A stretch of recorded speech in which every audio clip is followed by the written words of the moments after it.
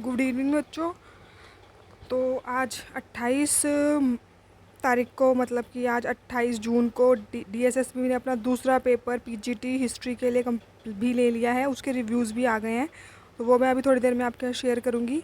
पर उससे पहले मैं 2-3 बातें आपको बताऊंगी डीएसएसबी के न्यू पैटर्न के बारे में, जो जो पीजीटी सोशियोलॉजी का इन्होंने अभी 26 तारीख को लिया, 25 तारीख को लिया था, और जो पीजीटी हिस्ट्री का इन्होंने आज लिया है। उस दो पेपरों को देखने के बाद जो मुझे अब तक समझ में आया है कि डीएसएसबी जिस पैटर्न को फॉलो कर रही है आजकल अपना क्वेश्चन पेपर सेट करने के लिए, वो मैं डिस्कस करना चाहूँगी, ताकि जिसके अब अपकमिंग एग्ज़ाम्स हैं, जो जिसके जुलाई में और अगस्त में एग्ज़ाम्स होंगे, वो उसी स्ट्रेटजी को फॉलो करें तो उसको काफ़ी हेल्प मिलेगी। ठीक है, तो मैं पहले उसको आपको बताती हूँ कि आजकल डीएसएसबी क्या पैटर्न फॉलो कर रही है। मैंने जिन बच्चों से रिव्यूज़ लिए हैं उनसे यही पता चला है कि अब तक की जो पार्ट ए आ रहा है, आज का जो पार्ट ए आया है वो बहुत सिंपल आया है पीजीटी हिस्ट्री में। और पीजीटी सोशियोलॉजी का ही मैंने रिव्यू शेयर किया था, उसमें भी पार्ट ए बहुत इजी था, डुएबल था। और आज का भी पार्ट ए बहुत इजी आया है।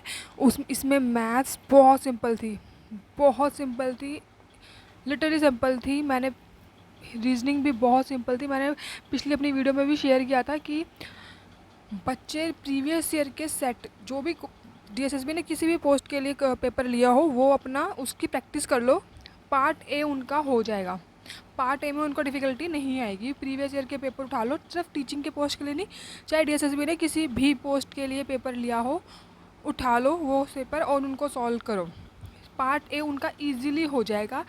पार्ट ए बहुत ज़रूरी है अच्छा स्कोर करना। रीज़न मैं बता चुकी हूँ बहुत बारी कि 40% लाने बहुत कंपलसरी हैं। मतलब 40% अगर आपके नहीं आए और आपका कट ऑफ भी क्लियर हो जाती है तो भी आप आउट हो जाओगे रेस से।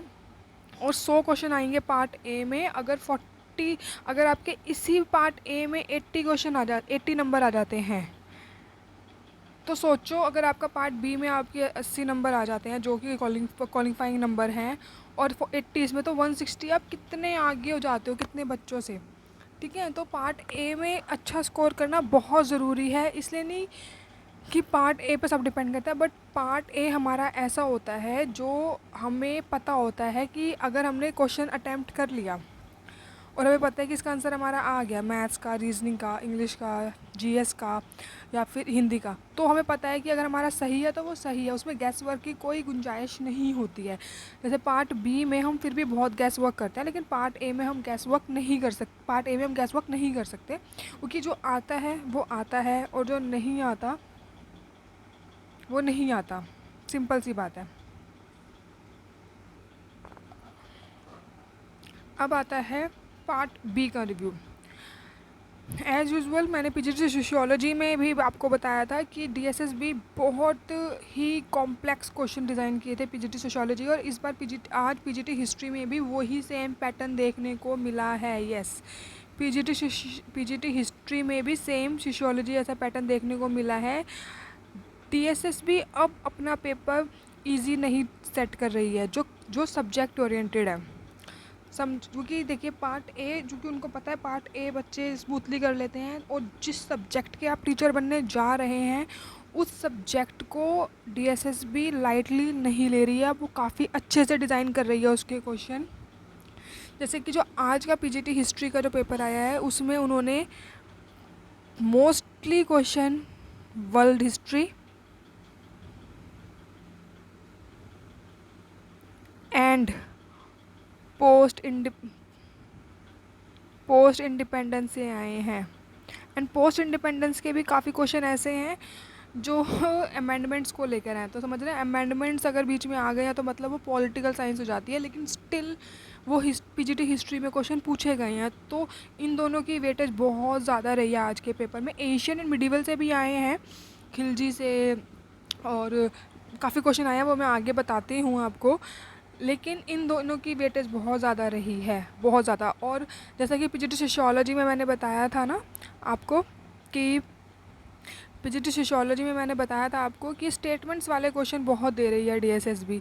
तो इस बार भी स्टेटमेंट्स वाले क्वेश्चन डीएसएसबी ने इसमें भी बहुत दिए हैं। इसमें पूरी की पूरी जो हिस्टोरियंस होते हैं उनकी पूरी की पूरी हिस्टोरियंस की स्टेटमेंट्स दी हुई हैं, और उनके फिर ऑप्शंस दिए हुए हैं 4, उसमें से चूज़ करना है। तो जहाँ स्टेटमेंट्स वाले क्वेश्चन आ जाते हैं ना, पेपर का डिफ़िकल्टी लेवल वैसे भी बढ़ जाता है, क्योंकि इतने हिस्टोरियंस हैं, किसने कब क्या कहा वो हम बच्चे, आप बच्चे नहीं याद कर सकते हैं। नहीं, बहुत डिफ़िकल्ट हो जाता है। इवन जो बच्चा यूजीसी नेट के लिए भी तैयारी कर रहा होगा ना, उनके लिए बहुत डिफ़िकल्ट हो जाता है।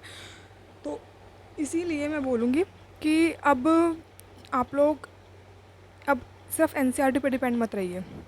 मैंने अपनी पिछली वीडियो में भी बोला था, मैं अब भी बोल रही हूँ, बच्चों को हमेशा ये रहता है, बच्चे अब सो के उठ रहे हैं जब एग्ज़ाम स्टार्ट हो गए हैं कि मैम एनसीईआरटी की बुक से आ रहा है, यूजीसी से आ रहा है। अरे जब वैकेंसीज निकली थी, तुम्हारे पास इतना टाइम था, तुम एनसीईआरटी भी कवर कर सकते थे, एनसीईआरटी से अलावा फिर एडवांस बुक भी कवर कर सकते थे। मतलब अब तुम जब पेपर स्टार्ट हो गए हैं तब तुम क्यों सोच रहे हो? जस्ट बिकॉज तुम टीचर लगोगे इसका मतलब ये तुम एनसीईआरटी पे ही सिर्फ कंसंट्रेट करोगे, तुम्हें हायर लेवल की स्टडीज़ रखनी ही पड़ेंगी। एनीवेज मैं क्वेश्चन डिस्कस करती हूँ अब। क्वेश्चन जैसे कि आए थे, जो पार्ट बी के क्वेश्चंस आए थे, तो पार्ट बी डिस्कस कर रही हूँ, जो मेन हिस्ट्री के क्वेश्चंस थे। उसमें एक क्वेश्चन आया था जैसे जो चौसा बैटल से आया था, ठीक है, वो कब हुई थी, कहाँ हुई थी, ऐसा कुछ क्वेश्चन था कि किस किस के बीच में हुई थी, और पहली रेलवे कहाँ बनी थी, और किन 2 स्टेशंस के बीच में चली थी, ये क्वेश्चन था। उसके बाद 24th एंड 42 अमेंडमेंट जो हैं, 24th एंड 42 अमेंडमेंट एक्ट जो हैं, वो किस पीएम के टेन्योर में पास हुए थे? सोच रहे हो किस पीएम के? ये नहीं पूछा गया कि कौन से ईयर में पास हुए थे, या 42 अमेंडमेंट एक्ट किससे रिलेटेड है, 25th अमेंडमेंट किससे रिलेटेड है, नहीं, किस पीएम के टेन्योर में पास हुए थे। तो बहुत जो बच्चे हैं छोड़ देते हैं हम, वो उस चीज़ पे कंसंट्रेट कर रही है अब डीएसएस भी। तो इजी नहीं बना रही है पेपर, आपको बहुत डीप स्टडी करनी पड़ेगी। भूल जाओ वो दिन जब प्रीवियस ईयर के पेपर करके बच्चे सोचते थे कि क्वेश्चन पेपर रिपीट होगा, बस इसी में से आएगा। बीत गए वो दिन, अब अपना बहुत डीप स्टडी करने के टाइम आया, करो तभी नौकरी मिलेगी।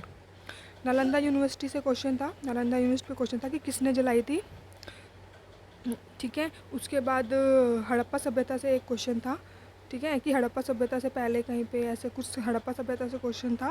मेरे को जो रिव्यूज़ अभी मिले हैं मैं उनके बेसिस से बता रही हूँ। जब मुझे प्रॉपर रिव्यूज़ मिल जाएंगे, प्रॉपर क्वेश्चन सेट्स मिल जाएंगे, क्योंकि बच्चों का पेपर देने के बाद, बाहर निकलने के बाद इतने क्वेश्चन याद नहीं रहते हैं। आप भी अगर बाहर निकलोगे तो आपको भी याद नहीं रहेंगे। तो जितना जितना रफली आइडिया मिलता रहता है वैसे वैसे हम दे देते हैं, ताकि जिन बच्चों के अपकमिंग एग्ज़ाम्स आ रहे हैं उनको थोड़ा सा हेल्प मिल जाए, ठीक है।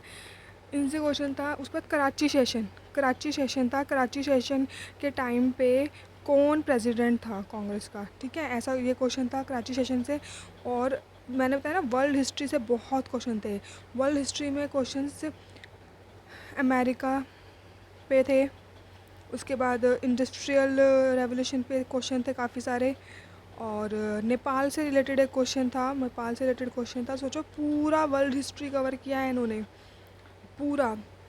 और जैसे कि डच कंपनी कब इस्टेब्लिश हुई थी इंडिया में, ठीक है, तो एल्बर्ट बिल के बारे में क्वेश्चन था। तो बहुत ऐसे डीप क्वेश्चन आए हुए थे। तो आप एनसीईआरटी में मैं फिर ये बोलूँगी आपको, और बहुत अच्छे से बोलूँगी, कि जिनके बच्चों के पास टाइम है, और या जिन बच्चों ने 2021 में अब एग्ज़ाम्स फिल करे हैं और उनके एग्ज़ाम्स अब नवंबर और जनवरी में के बीच में हो जाएंगे, मतलब पूरी जो मुझे मेरे पास इंफॉर्मेशन है वो यही है। बाकी जो भी चेंजेस आएगा मैं बता दूँगी। वो एनसीईआरटी कवर करो,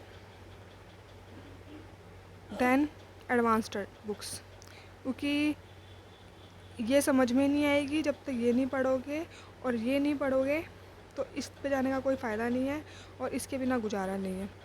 तो दोनों ही बहुत ज़रूरी है। एक बुक पे कोई फ़ायदा नहीं है, कोई फ़ायदा नहीं है। इससे अच्छा मत ही पढ़ो अगर एक बुक पे डिपेंड हो।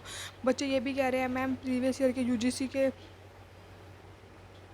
बच्चे ये भी कह रहे हैं कि मैम प्रीवियस ईयर के यूजीसी के पेपर कर ले, उससे हो जाएगा। नहीं होगा, बिल्कुल भी नहीं होगा। बेस को कैसे इग्नोर कर सकते हो आप लोग? बेस तो इग्नोर हो ही नहीं सकता। यूजीसी बहुत हाई लेवल है, यूनिवर्सिटी के प्रोफेसर लेवल तक की बात कर रहे हो। पहले अपना 11th-12th का तो सिलेबस कंप्लीट करो, एनसीईआरटी करो, उसके बाद एडवांस बुक्स पे जाओ। और यूजीसी नेट के लेवल की तो तब भी नहीं, एटलीस्ट थोड़ा एडवांस हो जाएगा, ग्रेजुएशन हो जाएगा हद से, लेकिन इतना भी नहीं। मैंने कहा था ना, छलांग उतनी लगाओ जितनी लगा सको, इतना भी नहीं कि जहाँ खड़े हो वहाँ के भी ना रहो और वहाँ पे भी ना पहुँच पाओ जहाँ के लिए छलांग लगाई है। तो इट्स बेटर कि अपना टारगेट स्टडी करो, हवा में बातें मत करो, एनसीईआरटी कवर करो। एनसीईआरटी के बाद प्रीवियस ईयर बुक देखो, प्रीवियस ईयर के क्वेश्चन पेपर्स देखो। और अब जो डीएसएसबी में पैटर्न फॉलो करे वो मैंने बता ही दिया। बहुत सारे स्टेटमेंट्स पे आ रहे हैं, हिस्टोरियंस की स्टेटमेंट्स पूछी जा रही है। अब ये नहीं है कि प्रीवियस ईयर के पेपर देख के ही पता चल जाता था। पहले डीएसएसबी कैसे क्वेश्चन पूछती थी कि ये कब हुआ, इसकी स्थापना कब हुई, ये क्या चीज़ है, बस। लेकिन अब डीएसएसबी ने टोटली ही पैटर्न चेंज कर दिया। अब तो बहुत डीप पेपर जा रहे हैं। तो जिन बच्चों के अपकमिंग एग्ज़ाम्स हैं वो बच्चे उसी हिसाब से अपना प्रिपेयर करें कि डीप स्टडी करें। एनसीईआरटी थोरोली पढ़ें, लेकिन एनसीईआरटी पर डिपेंड मत रहे। हो सके तो मैं यही बता दूँ, ओल्ड एनसीईआरटीज़ पढ़ो। न्यू एनसीईआरटी से ज़्यादा अच्छी है ओल्ड एनसीईआरटीज़ पढ़ो। ओल्ड एनसीईआरटी से बहुत बेनिफिट होगा न्यू एनसीईआरटी से कंपैरिजन में। तो ओल्ड एनसीईआरटीज़ पढ़ें, वो मिल जाती हैं, इजीली अवेलेबल हो जाती हैं। और भी इसके अलावा कोई डाउट हो कमेंट बॉक्स में लिखो, मैं डाउट क्लियर कर दूँगी। All the best for exam. और पता ही है आपको, अगर इन्फॉर्मेटिव लगी हो वीडियो तो सब्सक्राइब कर लेना, लाइक कर देना और शेयर कर लेना। Thank you.